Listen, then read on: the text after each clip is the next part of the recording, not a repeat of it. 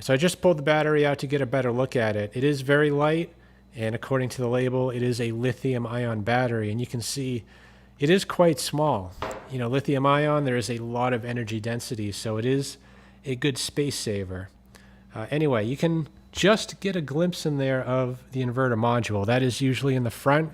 That is the air intake, and that air travels along the machine, actually between the plastic and the engine, and exits out the back. So that's how this thing stays cool. Anyway, we do have a quick disconnect right here for the battery. It is not connected, so once we get oil in there, we will connect that up. And the really nice thing about it is that the plug they used, it is the same type of plug that you see on most battery tenders. So if you need to charge it, you can get a battery tender capable of charging lithium ion and just top this thing off. Anyway, we can see a few things here. I guess first off, we have the carburetor with a fuel solenoid. So that is likely how they're doing the switchover, because when running on propane, you have to stop the flow of gasoline. Otherwise, you're going to be running the engine way too rich. So this is what energizes. It blocks the flow of fuel from the carburetor and allows only the gasoline to flow into that engine. You know, we have the air box right there with an air filter, I presume. Yep, it is a foam filter. And we kind of have access to the valve cover. Now, if you actually needed to check or set the valves, though, you would likely need to get the clamshell off. And that, unfortunately, is a common problem with inverters. I don't think I've seen one yet where you can adjust the valves without taking this outer skin off. So this one is no exception. Anyway, the oil fill is right here. So I'm going to fill it with straight weight 30 oil, at least for the break-in. Once it's broken in, I will run it on synthetic. And that's kind of an area of debate, you know, whether you need to run it on synthetic or regular. You know, in the grand scheme of things, it probably doesn't matter. What's important is that, you know, this is a new engine. You know, the parts, they have to get familiar with each other. And while they do that, they wear in and they produce a bit of metal in the oil. And these engines, actually most generator engines that are portable like this, they have no oil filter. So, you know, the first couple hours of operation, you want to change the oil at least a couple times until you're sure it's coming out clean. So yeah, we will fill it up. I think this takes 600 milliliters, and then we'll connect up the battery.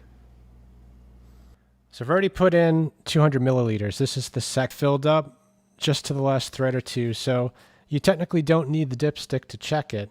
You know, if you can see you're filled up right to the last thread, then you know you have plenty of oil. In this case, we are filled up and should be good to go.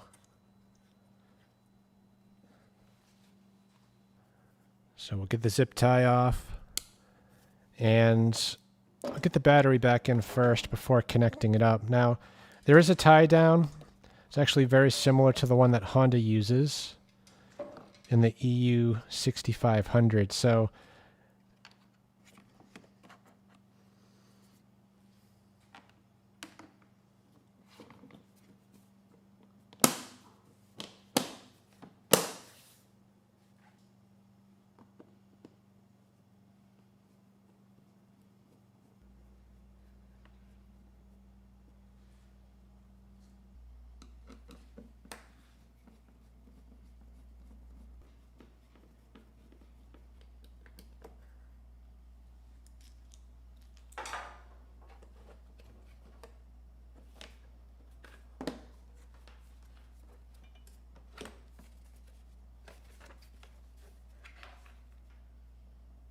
there's a few things of interest over here. I guess first off, we have the ignition coil. So if you're having problems with spark, you know, potentially it could be as simple as swapping out that.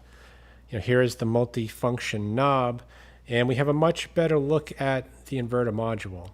You know, up above, we can just see the fuel tank, and this one, it is actually fed by gravity. So that is a good thing because, you know, some machines, like the Honda EU2000, it actually has a fuel pump. So the fuel tank is below the level, or at least partially below the level of the carburetor. So you can't rely on it to gravity feed. You know, if the carburetor is empty, it's going to take at least, 9 or 10 pulls to fill the bowl up before you have any chance of starting it.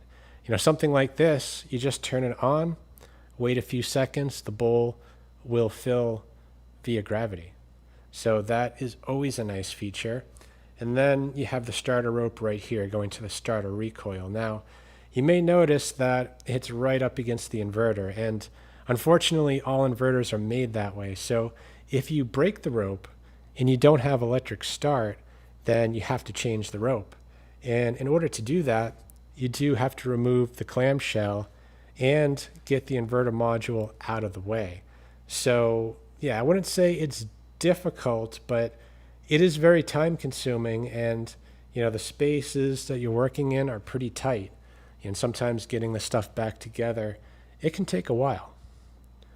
Anyway, I think we're ready for the first start. So I'm going to get this panel back on.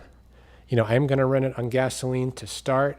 Although the manual doesn't say you need to, some manufacturers say that for break-in, you do not want to run on propane. So I am going to heed their words. We will run this the first few hours on gasoline, and then we will do the full round of testing with various fuels and, of course, pushing this thing to the limit. So let's get the cover back on. We'll get some fuel in it, and we'll go for the first start.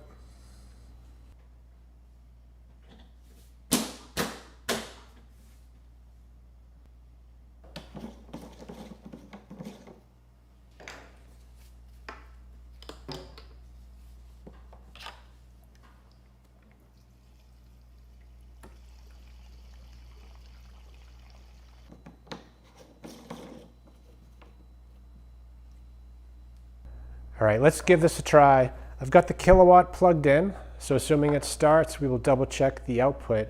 And I've also plugged in a light so we can see right away if the power comes on. So I'm going to turn the knob to the start position. So that opens the fuel valve, chokes the engine, and enables spark. And when I did that, the light lit up too for the electric start. So I am going to give it a few seconds, give that carb a chance to fill up, and then we'll try starting the engine.